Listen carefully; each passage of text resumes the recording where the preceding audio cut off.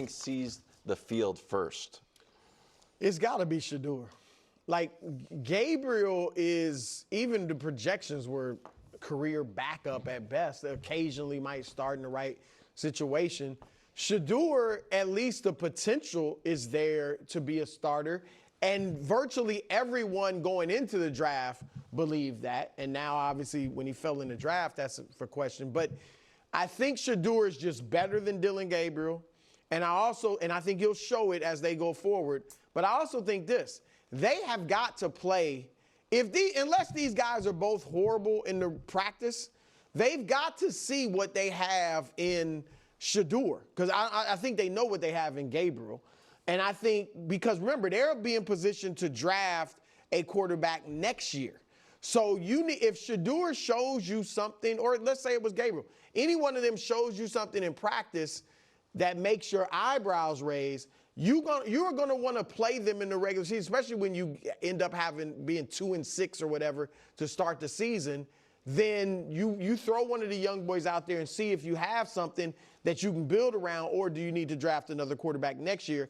And I think the guy will be Shedeur that they play. So I think it's important that when we talk about this, and I try to do this, we acknowledge the Browns valued Gabriel more. Yes. The Browns took him in the third round. They took Shedeur in the fifth round.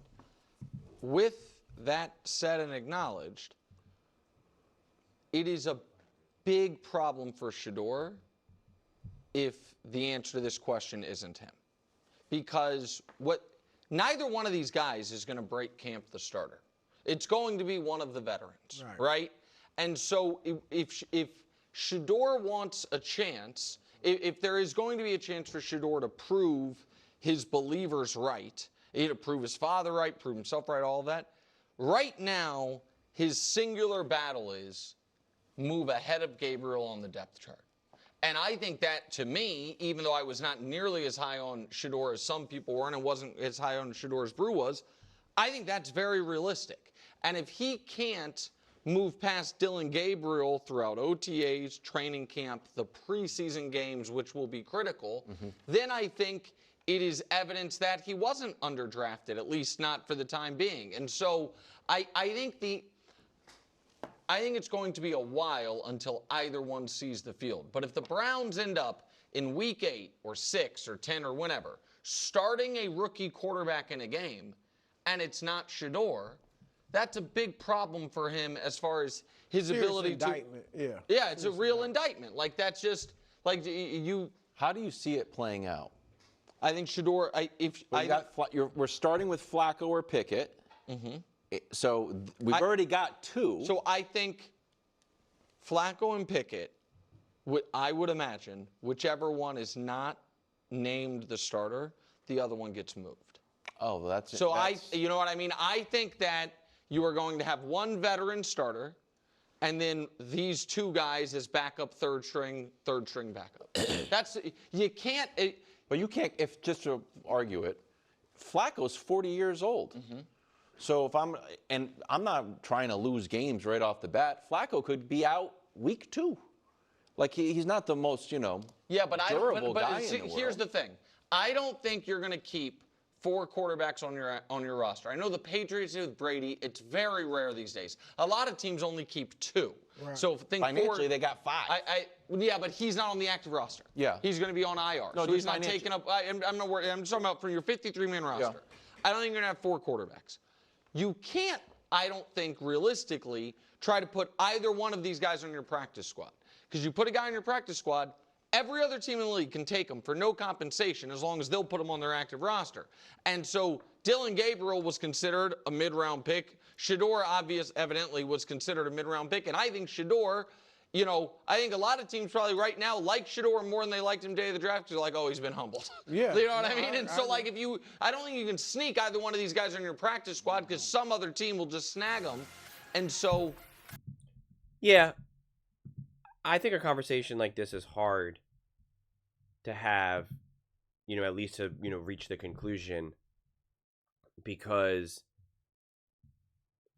we don't know what the Browns' intentions are and what they're going to be looking to do.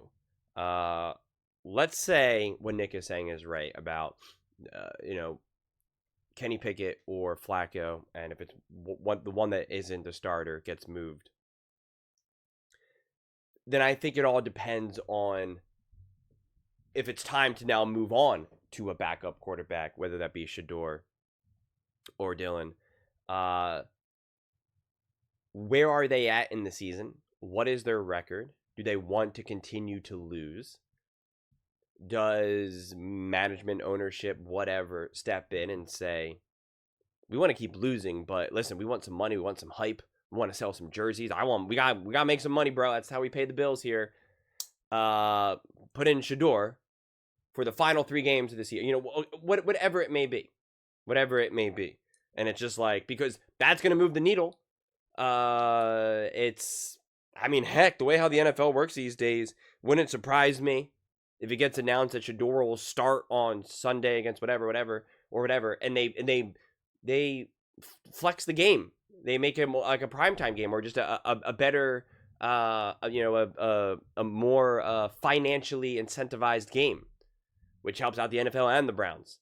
So I think there's a lot of other things going on beyond just quarterback play, because it was widely reported that the Browns want to draft a quarterback next year, which means that they want to continue to lose.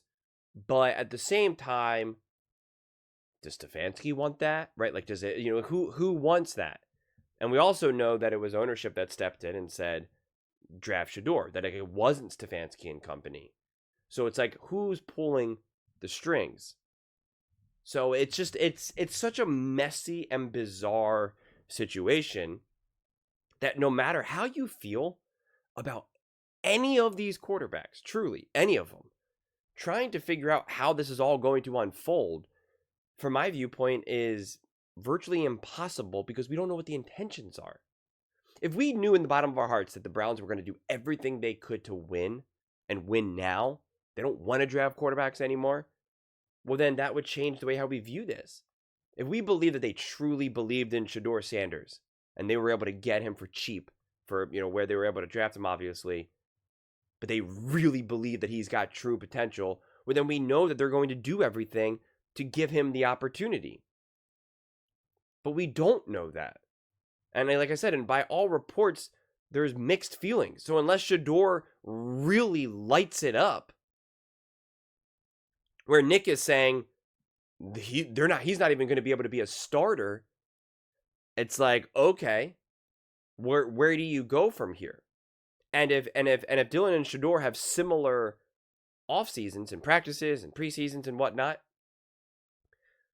who does the tie go to? Does the tie go to who Stefanski wanted? Or does the tie go to who's more popular and can sell jerseys and can sell merch in general and maybe get a primetime game? So I don't know, honestly. That's why this whole thing is so bizarre. And like I reported last week, when Shedeur went, I think, 7 for 9 for 3 touchdowns, that was on just 7-on-7 drills against the defensive players who are doing everything they can just to not get cut. That's who that was against. It was bottom of the barrel. He was going up against the worst defensive players that he could on the roster, as well, who are not even officially on the roster, as well as 7-on-7. And then when they went to 11-on-11, Shedeur Sanders was the only one that didn't take any snaps. All the other quarterbacks did. Shedeur didn't make that cut, so to speak. I think you also have to take into account how much Stefanski loved Dylan Gabriel and what the expectations can be for him. Even as just potentially just like a great long-term backup. Like I think Albert Breer reported kind of Stefanski's relationship with a Case Keenum and the success that he had with him. There, by all reports, Gabriel just absolutely, smashed the whole draft process out of the park. Just high level, highly intelligent, essentially like ready to play from day one. And that is what Stefanski wants. So Dylan Gabriel will essentially have to completely collapse and completely falter and prove, we made a mistake drafting this guy, for them to consider putting him on the practice squad, whatever it may be. So you have to imagine that he's going to be there on part of this roster. I mean, they wanted him. They wanted to draft him. That is what Stefanski wanted. That much is very, very clear. He did not necessarily want Shedeur Sanders. That is also very, very clear. So it's like, that's why I just keep saying it's a weird situation to be in. It's a very bizarre situation that I think it is nearly impossible to predict, because we don't know who's making the decisions. We don't know why the decisions are being made, what the motives are, what the intention is, what the situation itself will call for in September, October, November. So I don't know. I really don't. So I'm not going to speak confidently in any one direction right now, honestly. But I am confident that Stefanski and company do really like Dylan Gabriel. So it would be up to Shedeur to just really pull away quickly. And that has not necessarily happened just yet. Obviously incredibly early, but it just has not happened just yet. But those are just my thoughts. I'd absolutely love to hear yours. What do you guys all think? Who do you think will start? Who do you think will see the field first, Shedeur Sanders or Dylan Gabriel? Let me know in the comments below. I read every single comment, so whether you agree with me or disagree with me, either way, let's get in some discussions, let's get in some fights, but ultimately, let's just have some fun. And please do consider subscribing. We are building an amazing community here, and absolutely love to see you part of it. I want to build something that we all genuinely feel connected to, something that we're really excited to be part of. I think we're on our way to doing it. And please don't forget to give this video a thumbs up, as it really does help with the visibility and the algorithm. Thank you so much. See you next time.